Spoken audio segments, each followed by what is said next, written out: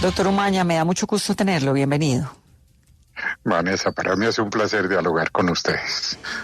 Oiga, le quiero decir que yo estoy muy impresionada con esto.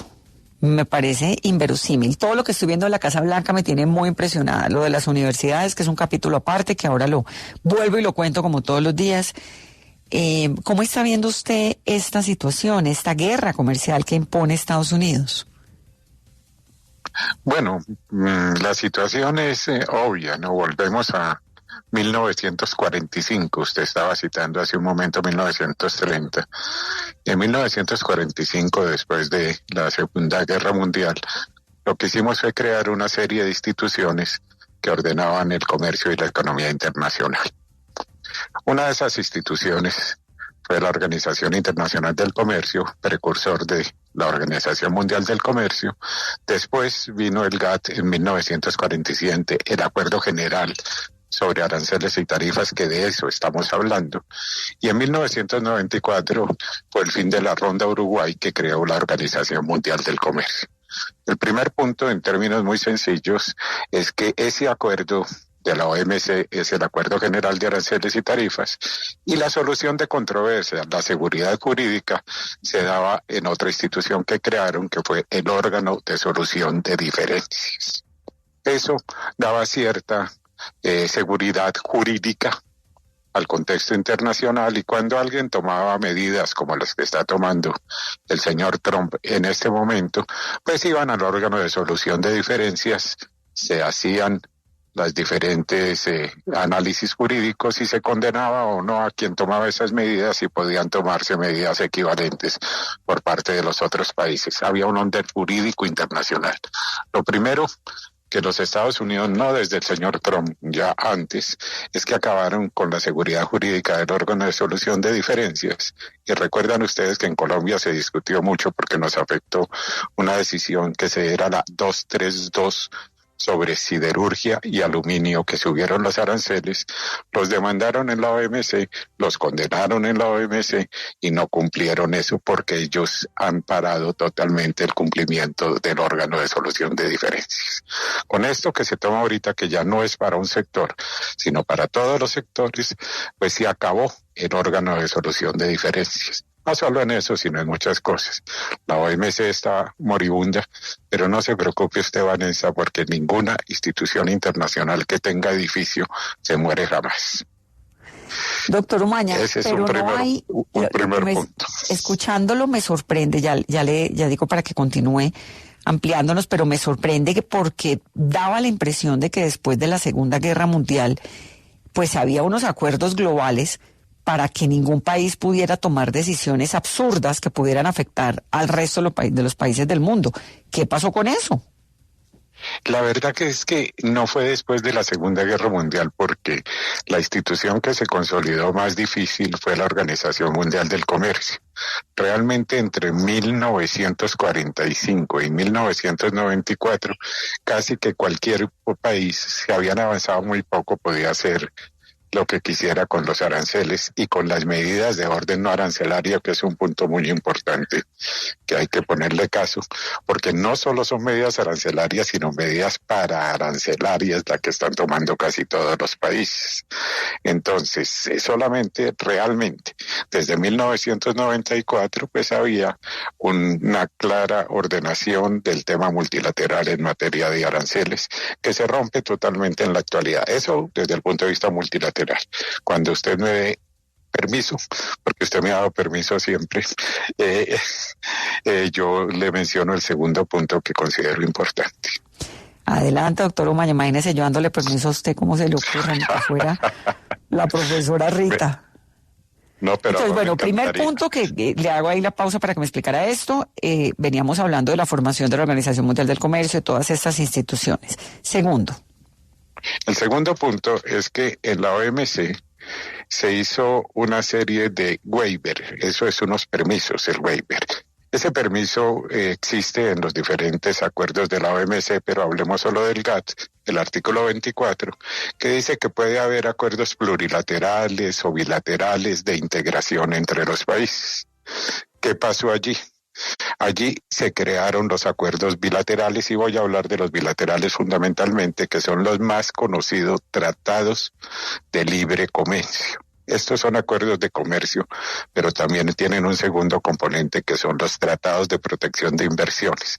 Acuérdeme de hablar de los tratados de protección de inversiones porque los afectan grandemente. El primer punto fue el más claro, es el TECLAN o NAFTA, que es el acuerdo entre Estados Unidos, México y Canadá. Y a partir de ese TECLAN, que es el fallido ALCA, que lo profundizaron en acuerdos bilaterales, se hicieron todos los acuerdos bilaterales, por ejemplo, el acuerdo bilateral entre Perú, Colombia y los Estados Unidos, que fueron los tratados de libre comercio, y después con muchos otros países del mundo, y esa metodología se siguió.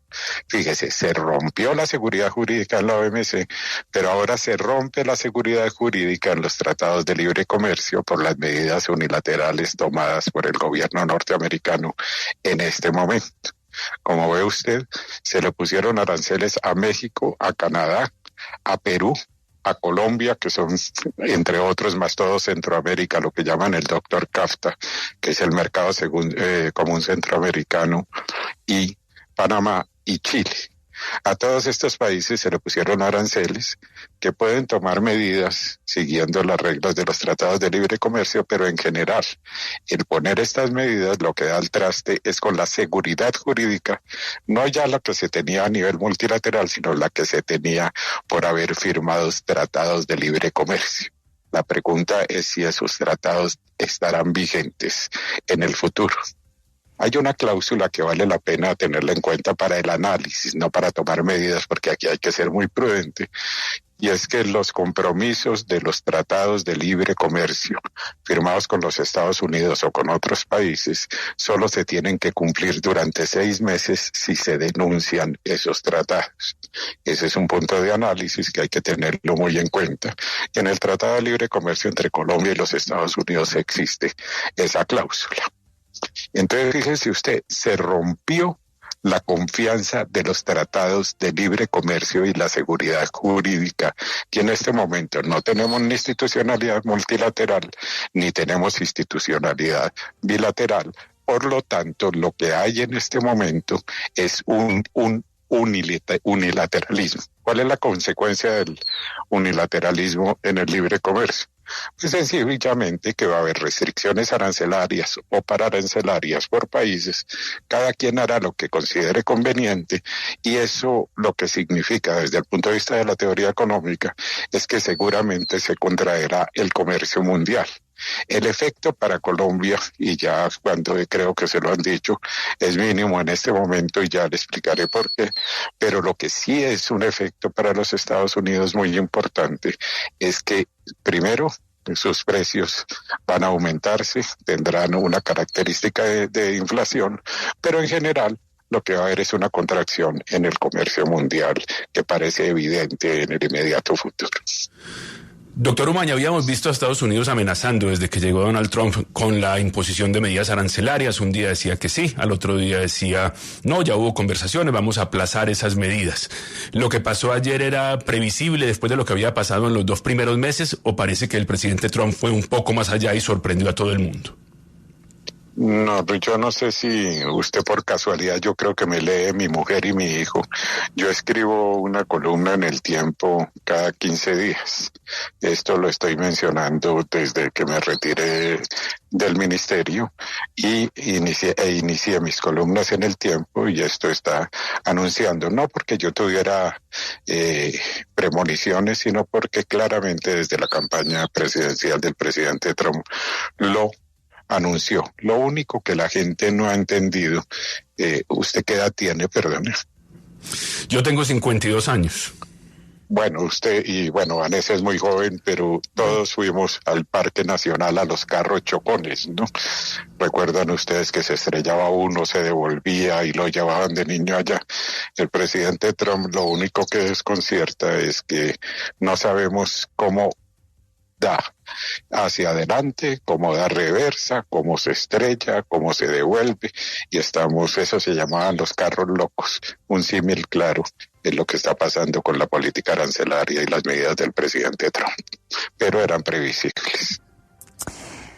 Ahora, me sorprende que Trump pueda pasarse por delante los tratados de libre comercio. Es decir, que el Tratado de Libre Comercio con Colombia, que ha sido pues como uno de los grandes triunfos en su momento del Estado colombiano, el que habla usted de Centroamérica, el NAFTA, que es el con México y Canadá, es decir, se saltó los tratados de libre comercio y eso se va a quedar así, se reversan o toca volverlos a negociar, o qué va a ocurrir con esos acuerdos comerciales. No, él tomó una decisión unilateral en el marco jurídico de esos tratados. La posibilidad que existe es tomar medidas equivalentes. Es decir, ya usted oyó a la presidenta de México, al primer ministro del Canadá, a la Unión Europea como un todo, y ellos ya han anunciado que tomarán medidas equivalentes. Lo que hay que preguntarse es si vale la pena que Colombia tome medidas equivalentes. Y por eso creo que son serios los llamados de los gremios y de los empresarios a ser prudentes en este momento. Pero realmente si uno pudiese tomar medidas, si uno quisiese tomar medidas equivalentes, está en el marco jurídico de los tratados. Y así va a ocurrir prácticamente con todos los países. Estados Unidos no tiene tratado de libre comercio con China, pero ahí va a haber medidas equivalentes porque con más razón ni siquiera hay marco jurídico para hacer eso. Ahora, paso al punto que ustedes venían analizando. La ecuación que manejó el presidente Trump, que la explicó usted, parece economista con una claridad inmensa hace un momento. Mejor dicho, no parece economista porque los economistas somos más complicados. Simplemente lo que tomó el señor Trump es la balanza comercial. Cuando es deficitaria, simplemente hace el cálculo y sobre ese déficit define el arancel.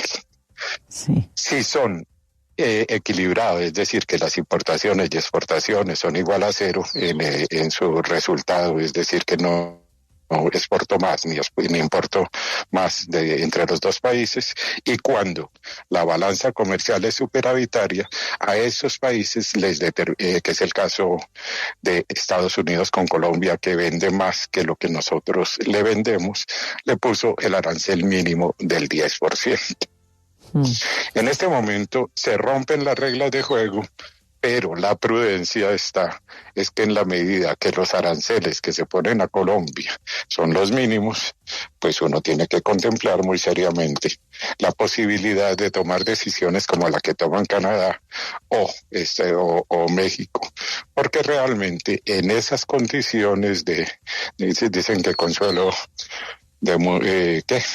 como dicen que consuelo de muchos, los bobos decimos que sí, pero no, aquí hay que mirar seriamente qué pasa en el contexto de la simetría o la simetría internacional, y uno tiene que decir con total franqueza, aunque ustedes saben que yo he sido opositor durante muchos años a los tratados de libre comercio en las condiciones que se firmaron, que en este momento hay que tener prudencia porque para Colombia el resultado neto no es precisamente la pérdida de competitividad en el mercado norteamericano.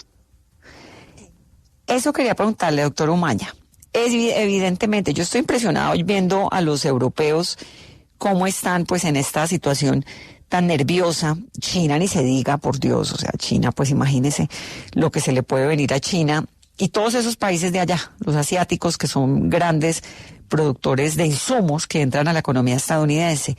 ¿Colombia qué? Colombia finalmente pues tiene un arancel del 10% ahora, pero ¿qué pronóstico le hace usted a Colombia? ¿De qué manera vamos a tener impacto? Si es que lo vamos a tener o no, no lo sé. Por ahora el impacto pues habrá que medirlo, pero sobre todo por la caída en la demanda que va a haber en el mercado norteamericano. Pero el impacto nos va a llegar después de otros países. Recuerde usted, y perdóneme que seguramente repito, que a Estados Unidos exportamos aguacate y eso no lo van a producir, exportamos banano, exportamos café, exportamos flores, exportamos unas ventanas de aluminio, exportamos algunos transformadores, más petróleo petróleo y cosas de esas. Ninguno de esos van a tener un mayor arancel que se le aplica al resto del mundo. Es posible que haya un efecto sobre la cantidad que exportemos, no sobre los precios, por el detrimento o en el mercado norteamericano. La medida del señor Trump es por una parte comercial, pero por otra parte, y ahí es donde me quería referir al otro punto, él quiere atraer las inversiones que habían estado norteamericanas o de otros países, norteamericanas en otros países, Canadá, México, que son los principales ejemplos, y por supuesto todas las inversiones chinas que llegaron a esos países para aprovechar el mercado norteamericano y crear una nueva oferta productiva. En Norteamérica, dice, él va a generar empleo, va a ser América más grande y cosas de este tipo. Pero aquí hay que decir una cosa que hasta los economistas lo entendemos, que el capital no es plastilina. Es decir, el dinero no se vuelve máquinas ni actividades productivas, o las actividades productivas se vuelven dinero automáticamente, y eso seguramente dentro de 2, 3 o 4 años va a producirse, pues, que es el traslado de muchas de las inversiones norteamericanas que están en terceros países hacia la propia Norteamérica. Pero eso, como el capital no es plastilina, le va a costar un tiempo importante, y ese tiempo importante, mientras tanto, significará que el consumidor norteamericano va a ser afectado, y no sé cuál es el resultado dentro de la política norteamericana. Yo creo en la autodeterminación de los pueblos y en la autodeterminación del señor Trump. Ahora, uno pensaría y dice, bueno, pues Estados Unidos eso es lo que quiere. ¿Qué posibilidades hay de que el resto del mundo siga funcionando, ampliando sus mercados y exceptuando a Estados Unidos de un mercado global internacional mayor? ¿O eso es imposible? No, la tendencia va a ser muy interesante. Había dos aspectos que eran fundamentales: el tema multilateral, y así funcionaba el mundo, y el tema de los acuerdos regionales o los acuerdos de libre comercio.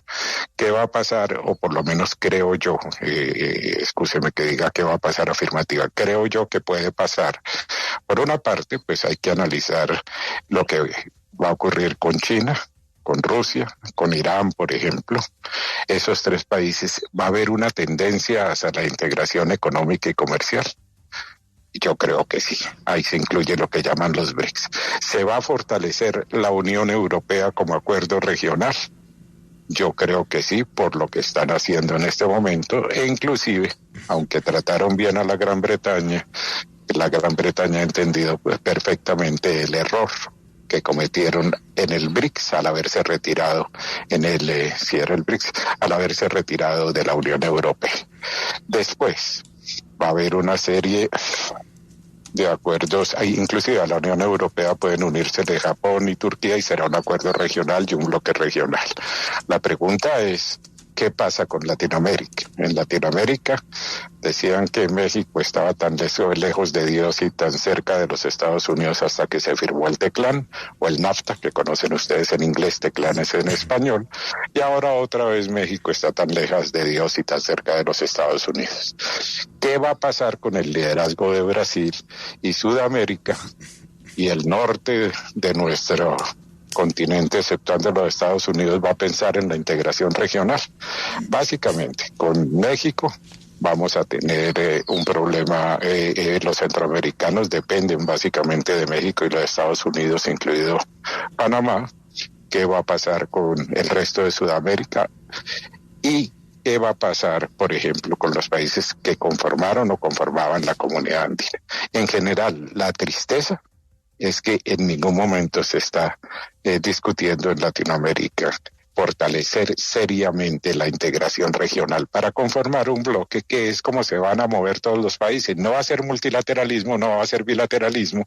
Estados Unidos va a ser unilateral, pero todos los otros van a tener una tendencia a la conformación de bloques regionales, y el futuro va a ser un entendimiento entre bloques.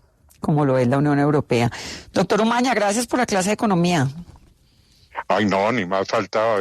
Yo soy muy respetuoso de ustedes, espero haberlo explicado con sencillez. No, muchas gracias. De verdad que este es un tema que me parece importantísimo que todos los oyentes entendamos lo que está ocurriendo. ¿Sabe por qué? Porque estamos a puertas de un año electoral Y es importante saber que las decisiones como ciudadanos que tomamos tienen impacto real en todo, en la salud, en la economía, en la vida cotidiana. Es decir, Trump llegó allá porque le sacó 14 millones de votos a la señora Kamala Harris, y todo lo que estamos viendo pues fue una decisión del pueblo estadounidense. Pasa por las 60 universidades que están en riesgo grandísimo, pasa por esta situación global con la economía, pasa por todo. Por eso toca ser consciente uno de que cualquier voto que usted ponga en la vida tiene una consecuencia. Muchísimas gracias, estupenda esta conversación. Un saludo muy grande. Solamente una cosa. Qué bueno sería que estos temas de fondo, la salud, la reforma agraria, bueno, tantos temas de fondo para el país, la corrupción, lavado de activos, todas las cosas, y los políticos se acordaran de insultarse menos y de ponerlos en una agenda seria para informar al pueblo colombiano para que decidan democracia.